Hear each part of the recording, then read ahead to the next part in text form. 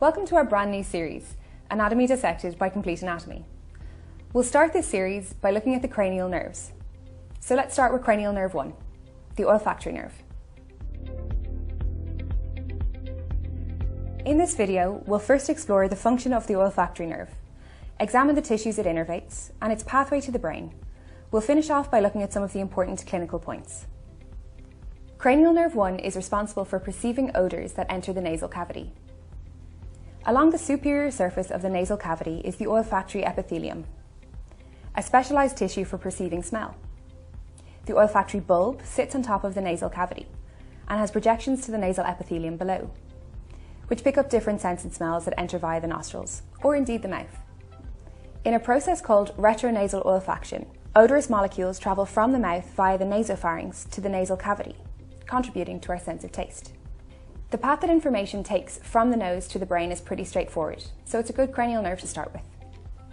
The olfactory bulb sits on top of the cribriform plate of the ethmoid bone. Holes in the cribriform plate house downward projections from the bulb, carrying them to the nasal cavity. At the end of these projections are cilia, which are the small hair-like extensions at the terminal end of the olfactory sensory neuron. Odorous particles that are dissolved in the mucus layer stimulate the cilia, and a message is passed up via the dendrite and the cell body to the axon of the olfactory sensory neuron. The axon synapses with a mitral cell in the olfactory bulb above the bone. It's the mitral cell that carries information on individual odours back to the brain. The olfactory bulb is the most anterior part of cranial nerve 1. Posteriorly, it thins to become the olfactory tract, which runs inferiorly along the base of the brain, specifically the frontal lobe. As it approaches the brainstem, the olfactory tract divides into olfactory stria. Cranial nerve 1 is one of two cranial nerves that do not directly enter the brainstem. The other is the optic nerve.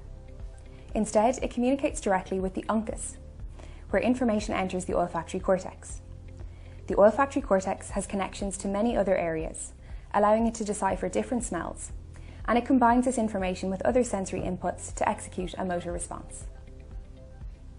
Like all other nerves in the human body, the olfactory nerve can become damaged. However, it's unique in its ability to regrow.